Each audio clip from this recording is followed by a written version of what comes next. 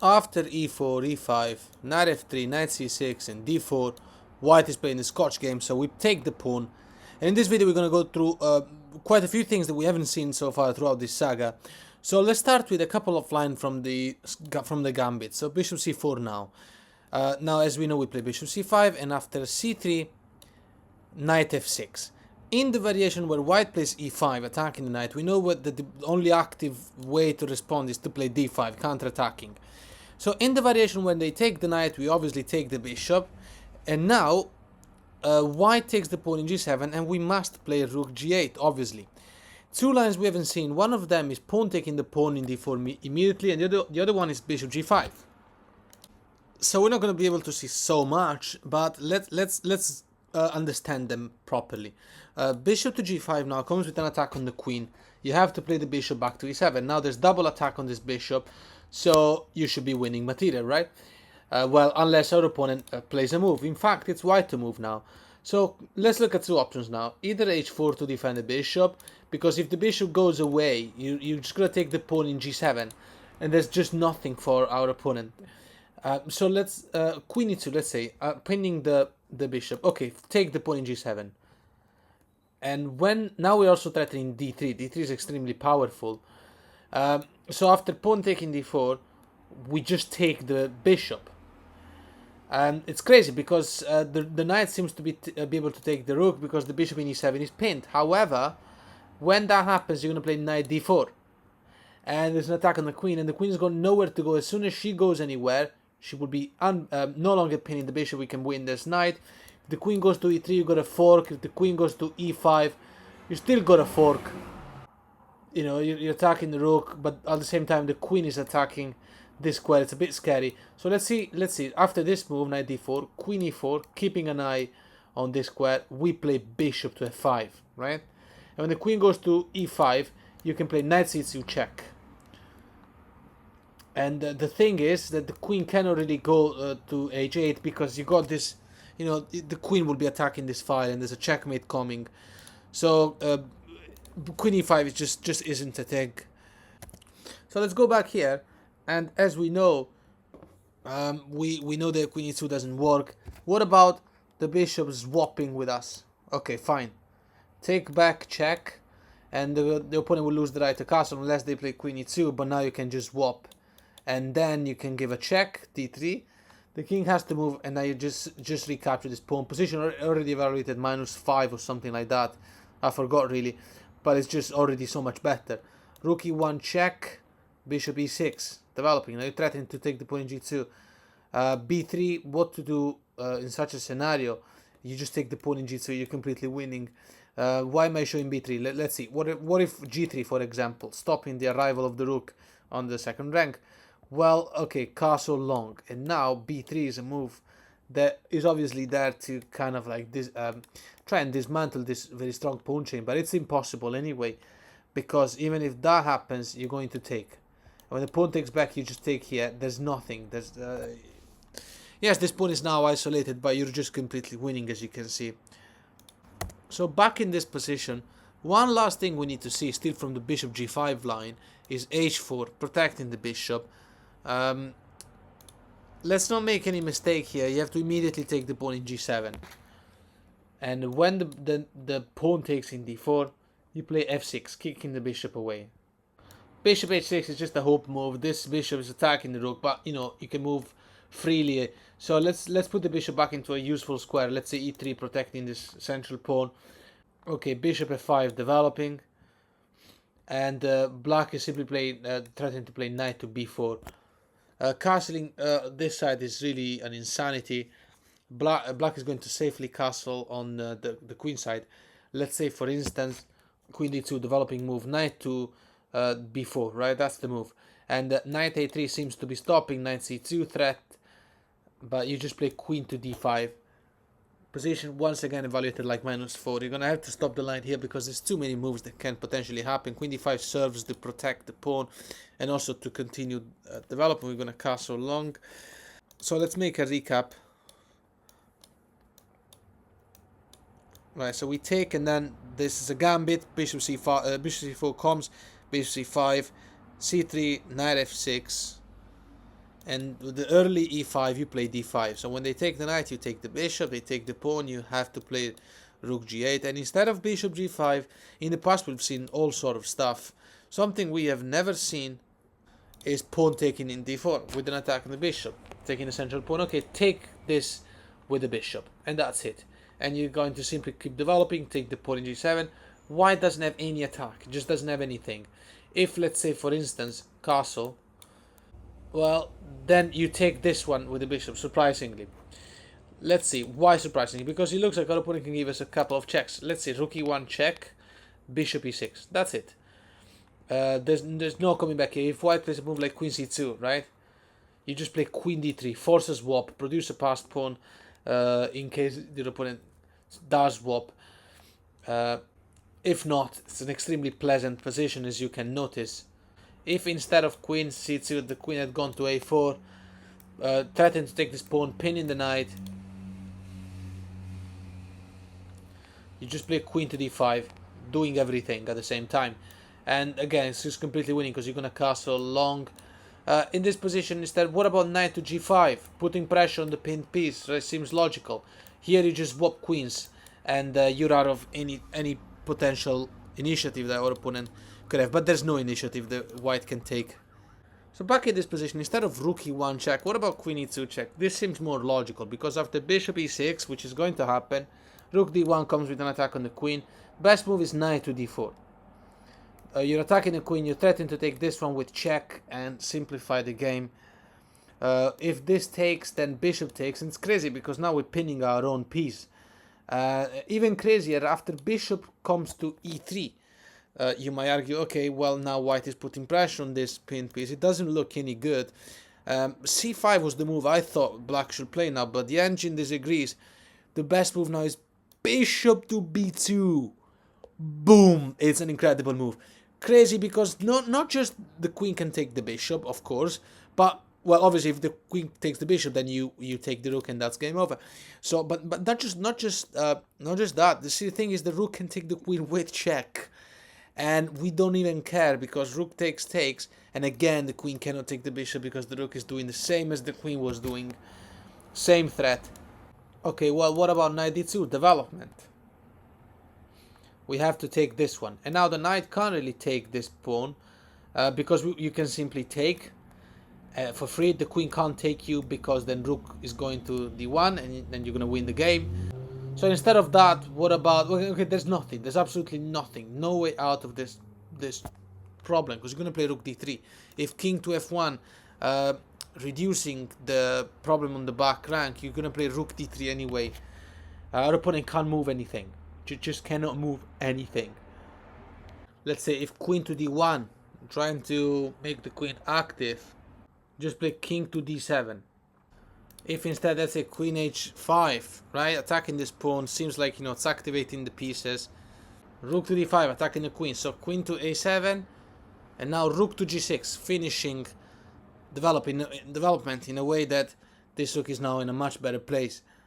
Fine, let's say well, we're gonna have to stop the line here. There's too many things that can happen, but you got this four passed pawns, the bishop pair, and two rooks for a queen. I mean, it's obviously winning. If, let's say, well, white takes this pawn, seems to be free, but then you play bishop to f5, threatening, well, discover attack on the queen, but consider that the queen can't really move anywhere. h8 is not accessible because of the bishop.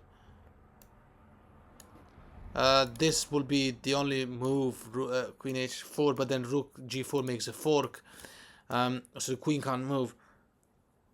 Besides, you're also threatening here. Yeah, you'll take the game. You can take the game from here now.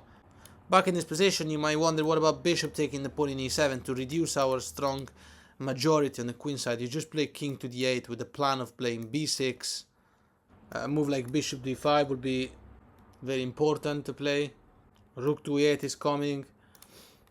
I mean, you'll take the game from here. Let's make a recap now, and let's look at something else. So, knight f3, knight c6, d4, take. So this is the traditional line, main line with the knight taking back, and bishop to c5. And now, here's this line. The early knight to b3 move, straight away with an attack on the bishop. There is something, I mean, we've seen extensively a lot of stuff about this opening. Something we haven't seen now. We know we have to play bishop b6, and after knight c3, knight f6. And now, bishop to g5 can happen, pinning our knight, threatening knight to d5. And in the past, obviously we know now we have the castle. In the past we've gone through this absolute insane line where you basically allow the knight to go to d5 and you just break the pawn structure in front of the king. And then this other line when they play queen to d2, you attack the bishop and then the bishop move, and then you just play knight e4, bishop takes, you take this queen. It's a mess. It's a wonderful line that your opponent will have no clue about. Also, we now know that the variation with knight to d5, as we know, there's that threat of bishop f. So knight e5 can't really happen right now. There's that threat of bishop f2 with a check. You might remember from the previous video. So the move here we're going to watch is not queen d2, not we've seen it, but rather queen e2. This is the novelty. Okay, you kick the bishop away. Two options we're gonna go through right now, just to see briefly how the lines will work. Bishop to h4, refusing the swap, a5. And basically, here's the problem that you need to remember. This is the principle you need to remember. When the queen goes to e2 before the bishop gets to develop, what happens is this bishop can't move away, and white's only chance of castling will be castling long side. So you need to play a5. And that encourages white to play a4. Otherwise, well, you are going to play a4 anyway. So let's say knight to d5 seems possible now, attacking this bishop, putting pressure on the knight, and that's why you play g5. And the knight has to be taken now. Let's make an example. If white just saves the bishop here, you just take this one. You win a piece for free. The pawn can't really take you back because rook e8. So back in this position, after g5, the knight has to take you. Okay, queen takes back, and now the bishop can freely save itself. Okay, but it's just too late to recover the game because queen takes in b2. We're not really threatening the rook, but also white can't really move a thing. If rook to d1 coming with development, you play a4. And the knight has to go to an uncomfortable square, let's say, well, where really? There's nowhere that makes sense. If knight to d4 gets taken, but knight to d2, but knight to d4 is horribly strong, as you can tell. It's just an example. So let's not go through rook d1. In this position, after taking in b2, what about queen to d1? White is forced to play such a ridiculous move, admitting the mistake of playing queen e2, but at least queen e2 was there to stop us from playing the bishop f2 tactic. Okay, d5 comes now. Now a move like bishop d3 is just wrong because you can take this one for free and then you can take the bishop. So the bishop still cannot really be properly developed. Bishop e2, but you are attacking this pawn. And it's not like our opponent can get a lead in development and give up more material. Let's say bishop e2, for instance, you take this pawn and now white can castle. But you just play rook to d8. By forcing a trade of queens, we're winning this game easily. And it's not like the queen can hide. Let's say queen to e1. This pawn will become weaker. Also now we will play bishop to e6. The idea of playing a4. And yeah, white pieces are completely useless, as you can see. So back in this position after d5, a move like e5, for instance, to refuse the opening of the lines is met with a4, completely winning position. Same thing here, even if the queen had taken, still a4. a4 is the plan there. Back in this position, earlier we went through the bishop retreating to h4 and how to take the game more or less. Now let's look at bishop taking the knight. Okay, take back with the queen. And now two options. Let's say one of them, very briefly, knight to d5 appears possible now, attacking these two. Here you're gonna take in b2. And the rook is defended, so the knight can just take our bishop here, as you might argue. But black takes back and has a position of minus 330 or something. Right, so you up a piece. And the reason is very simple. I mean, white cannot castle at all. It's gonna take too long. And you're gonna play this move and swap everything. You also have queen c3. This is a horrible position for white, right? It's paralyzed. a4 to try and prevent the arrival of the rook. You just play knight to d4. Knight can't take you because then you take this rook and you're also attacking the queen. Double attack on the knight. Double attack on c2 with a check and a fork. And obviously good luck to our opponent playing this horrible game. So back in this line, knight d5 doesn't work. What about a4 by white? You play a5. This is important. You want to stop your opponent from being able to have such a5 ideas. Okay, castle long. How do we exploit this setup? Knight to b4. And now a move like g3 to make a fianchetto loses to simply queen to f2, right? You're winning a pawn as well, and you still got the bishop pair. There's no compensation. A move like knight to d5 now, finally, is still not possible, because you're going to take, and when they take you back, d6 position is much better for black. We got the bishop pair. This pawn is a weakness. f3 doesn't work. You play queen f4 and make a check and win a pawn. That's just an idea. So back in this position, just a few moves ago, instead of knight d5 now, that is just never possible. What about rook to d2, putting more defense over this pawn, preparing finally the fianchetto. You play d6. And after g3, c6. So it looks like our opponent will finally be able to get this bishop out for the first time, being able to play since the beginning of the game. Bishop g2, bishop e6, develop. And now let's make an example. If rook h to d1, right, normal developing move. Here's the plan. You're gonna take this pawn, the bishop. Pawn takes back. Oh, and by the way, it's not like this can be stopped. It's not like white has a vision zook. Rook takes in d6, because then you just withdraw the bishop here, and you're up a piece. So this has to be done. So rook a to d8 comes now to defend this pawn further. And this is white having played only computer moves up to this point, and it's like position is just slightly better for black, but it's hard. Here the plan is to play rook f to e8, d5, and take it from there. But you're going to enjoy the fact that this knight cannot be removed from that square. Your queen is very well placed. This bishop isn't really ever going to threaten anything. a5 just loses a pawn, so it's a much better position when it comes to the human management. So rook a to d8, let's say a move like f4, you might argue, with a threat of e5. Seems like you can open the files for the white player. You just play rook f to e8. e5 just cannot happen because you can take. When they take you back, rook to d2 just completely wins the game. It just simplifies it massively. And back in this position, earlier we went to rook h to d1, which is a very reasonable move. I mean, it's best computer moves. Here you might argue, what about the rook just takes the pawn? I forgot to show you this line. Rook takes the pawn immediately. Okay, now here, this is a crazy line now. It's pinning our bishop. We no longer can make this favorable trade, and we just lost the pawn. What's going on? Well, we're going to recapture the pawn like this. This is completely crazy. Bishop to f2. This is such a computer move. He will never come up with this move as a human. Bishop to f2 here. It's so crazy because he runs purposely into rook f1. Okay, but now you're going to give a check, and when the king moves, the bishop goes back to b6. So we just went to that pawn, grabbed that pawn with the bishop, pinned ourselves, and now everything's fine.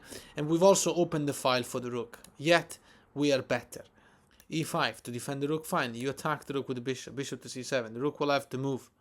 Well, let's say if rook a to d1, just anything, right? You're just going to play rook a to e8. And then, now you understand the whole point of that. Giving away the d6 pawn for the f2 pawn is so that the e5 pawn or the e4 pawn, whenever the pawn was going to push or not, is going to be isolated. We don't have any isolated pawn. This is why the computer wins. This is why it's so strong. It cares about such a little detail, such little things. And then you realize how important they are later on. There's no sacrifice here. Knight to e4 with an attack on the queen is simply met with the queen taking this pawn. There's no compensation or anything. Okay, so back in this position, earlier we just went through a4. What about white playing g3 right now? It appears to be possible to develop the bishop in fianchetto.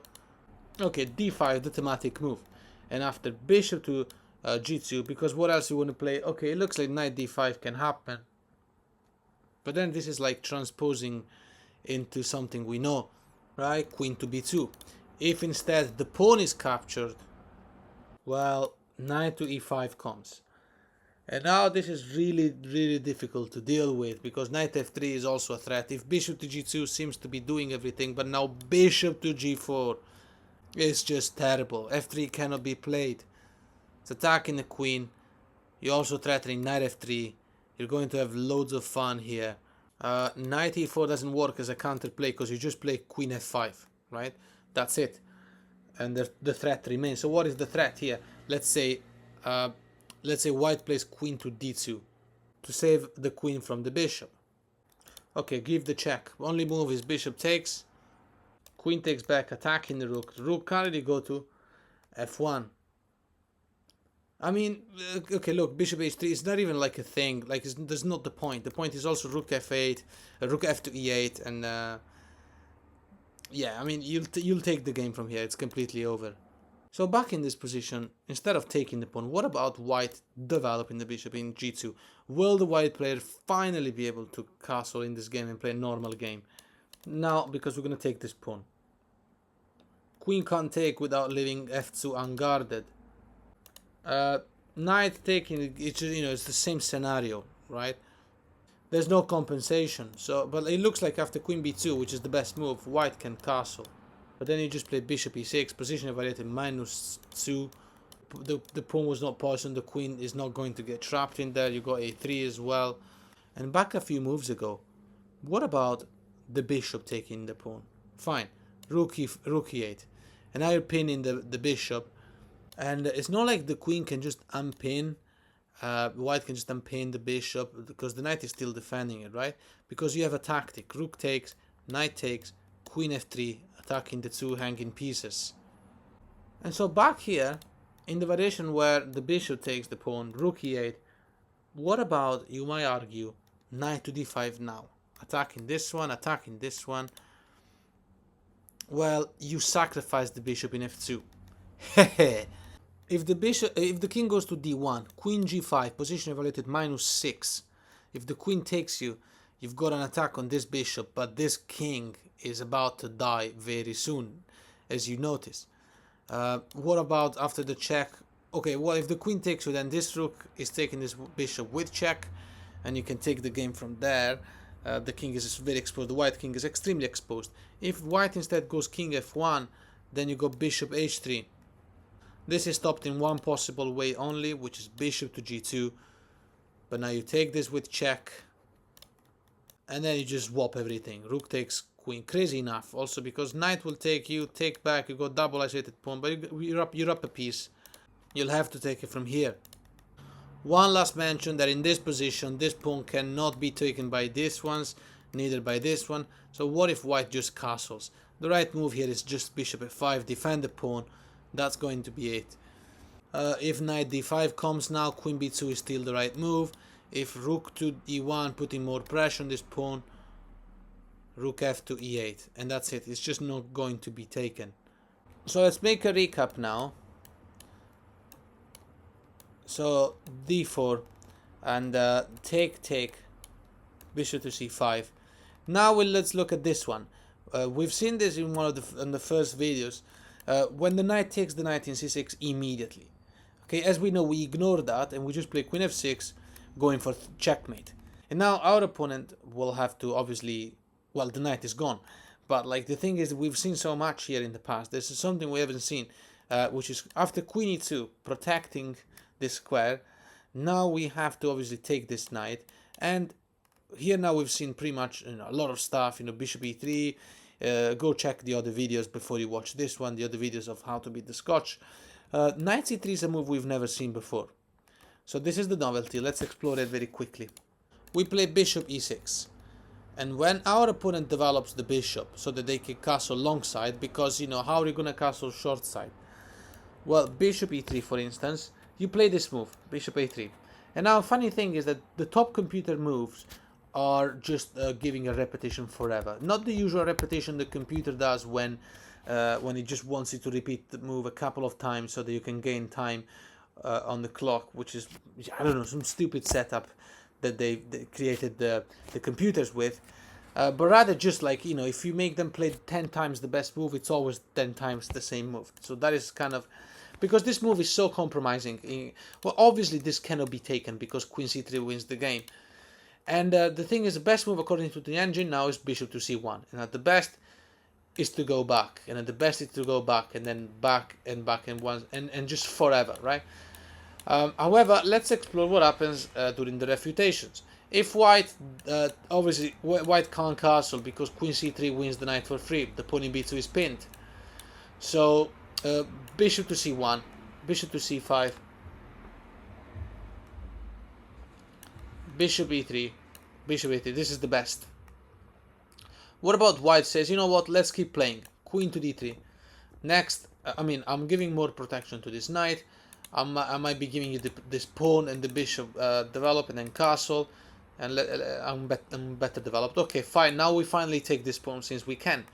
Okay, and now the best move is obviously to attack us. Because you see, there's double attack on this knight. Okay, and there's also an attack on this rook. So bishop d4 has to come with an attack on our queen. We ignore everything. Castle long. And it's funny because after taking our queen, well, we're going to take this queen. And we're losing the exchange, but we're still attacking the opponent rook. However, let's not forget, let's say our opponent takes the pawn in g7, trapping our rook. But then you have check, and you can attack and take this bishop. If the bishop takes it, then the rook takes back. You still have double attack on this knight. So what about the bishop just recapturing this rook and developing? Okay, now we recapture this bishop because we still have a fork going on. And now what to do? White, the best move is to play king to d2. Saves the knight and allows the rook to save the other rook at least. Now we finally capture this rook. They take back. Knight to d7 is the best move. f4 with the threat of f5. You play f6. This is crucial. And after f5, bishop f7, everything's under control. Position evaluated -2, something like that. So you'll have to take it from here. But this is a much more comfortable endgame for black, as you can tell. So from the start, last couple of lines, and then we're going to close this video.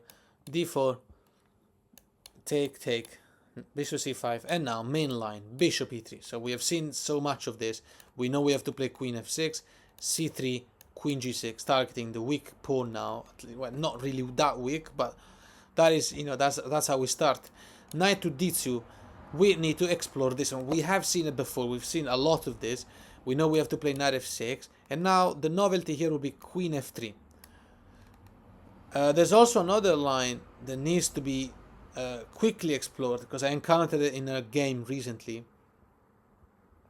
So let's go through it before queen f3. So here white now there's double attack on this pawn, right? So white plays f3, the most solid move. d5 comes now, putting more attack over this pawn. We're happy if we get taken, obviously. So queen to c2 is one of the most popular moves here to put more defense over here, and white can castle long because, as you remember from the previous videos, this bishop cannot develop because as soon as it develops you can take the pawn in c2. It's not a poison pawn. Queen c2, and now we take this knight. Pawn takes back, castle, and after long castle we've seen all of this before, but here's the novelty. Pawn take in e4, knight takes back, rook e8, and now bishop d3. Never this move was encountered before. I've encountered it in a game. It wasn't blitz actually, it was a rapid game of 10 minutes against some 2200 rated player, and it felt weird, but at the same time I realized, wait a second, this bishop seems to have finally moved in a time where it can. In fact, queen g2 is no longer a thing. That's no longer a free pawn. How is it possible that I don't have this line? Well, that means if I don't have it, if I've never explained it, it means it's rubbish. In fact, I immediately looked at knight before, and that was my best move, and I played it. And knight before is just, black is now considerably better. Let's make an example. Here, if the queen just retreats, right, you can take this one with check. Queen takes, and now you take this one. And you just, pawn takes, rook takes, and you're just so much better. You're up a central pawn, putting pressure on this bishop. You're going to have to take the game from here because now, you're also threatening queen g2, bishop f5, and, there's no compensation. Also, this pawn is isolated position. I think it's evaluated -3. It's just a clean, central pawn up in a much better position. And also the white king is very weak, as you notice. Let's go back a second. After knight b4, instead of queen b1, you were probably wondering, if you're a sensible person, what about knight takes knight with check? This is forcing us to obviously take back with the queen. And now two options, none of them works. You might say, okay, what about bishop check? Okay, fine, go back. But the thing is, the knight's still attacking the queen. So the queen will have to go, but then rook wins bishop. You totally forgot about that, right? And then even if the queen had moved away to protect the bishop, then you could take this bishop. So that doesn't work. So back in this position, instead of bishop takes pawn in h7 just a few moves ago, what about, since the knight's attacking these two, what about the queen just moves away from where she's protecting both bishops? a5. And this is the move I missed to play in my game. I still won my game. However, I did play some stupid moves, obviously, because it's me. But I did lose the advantage at some point. Because, you see, I was looking at this weak bishop. I decided to eventually trade everything and play against the isolated pawn, and I won in the endgame. Not because my name is Endgame Strategist, but because my opponent was worse than me in the endgame. That's always the reason why you win a game in chess, is because your opponent blunders. There's no other way around this concept, believe it or not. So let that sink in. a5 was the right move, and I did think of playing it. However, I thought, what about a3?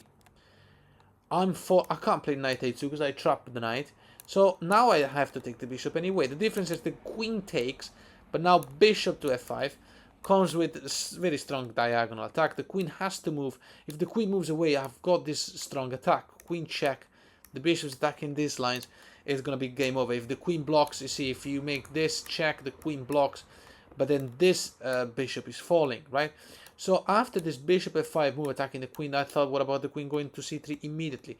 Rook to a6, and that is why a5 was the best move. This is now unstoppable. Nothing can be done. d5 doesn't work, because you can just trade and then win the bishop. So let's make the last recap.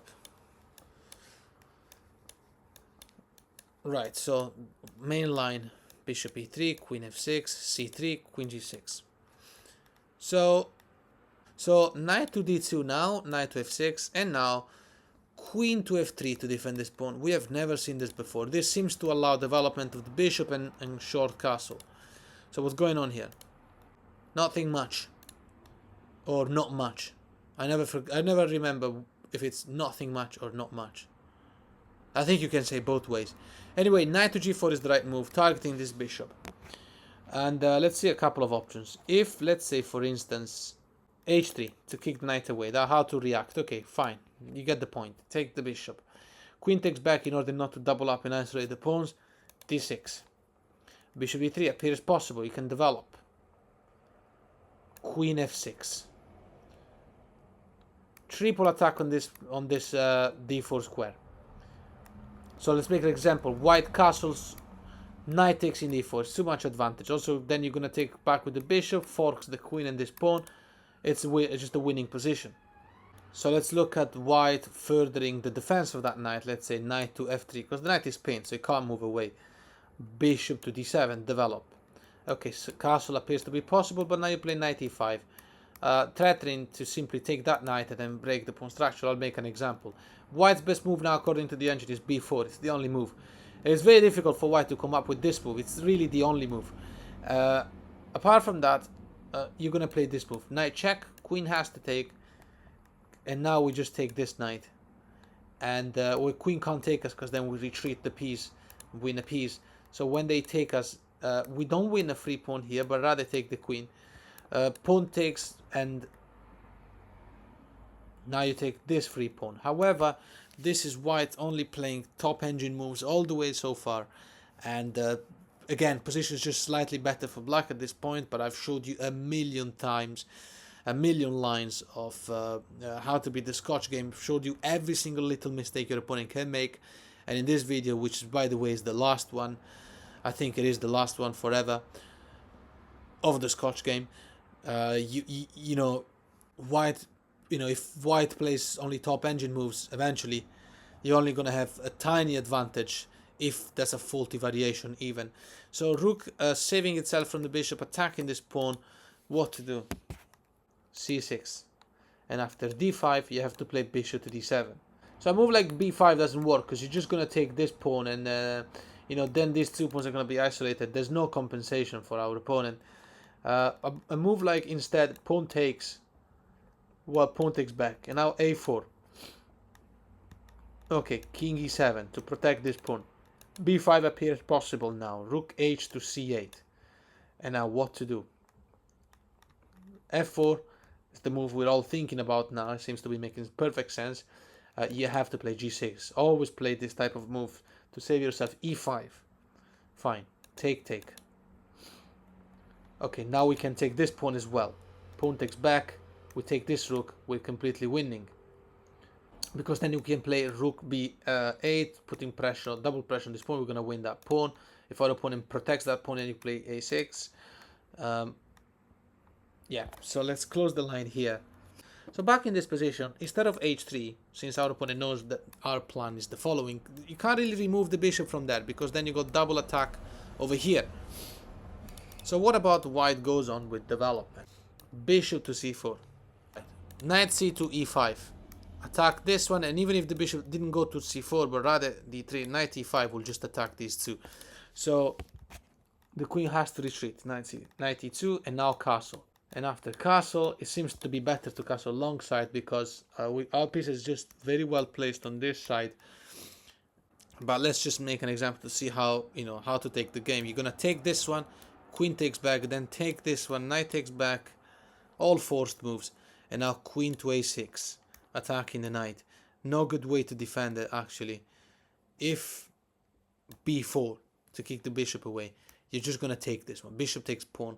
Pawn takes back, and you can take this one with check, and it's just completely winning, as you can see. Queen to d3 seems to be defending. Obviously, you don't want to play b3. It's horrible. I mean, come on. You're also taking in a2. King b1 can't play because the knight's under attack. Queen to d3. Well, you are going to win this pawn inevitably. f4. You play the thematic d5, and you know exactly why that pawn can't be taken. Well, okay, let's say if the pawn does take, you take this one. Crazy enough. Giving away the bishop pair. But there's a good reason. If queen takes, bishop f5 wins the game. Too much weakness on the light squares. You know how to take the game from there. If instead the bishop is captured by the pawn, then rook to e8. Preventing the king from finding a shelter when we start checking him. Let's make an example. h3 by white in order to play g4 or whatever, right? You're going to play bishop d7. Completely winning position. Bishop e5 is a threat. Bishop a4 is a threat. Too many threats. So instead of rook pawn h3, what about rook h to e1? Just confronting with the rook. Fine. Bishop g4 wins the game on the spot, as you can notice.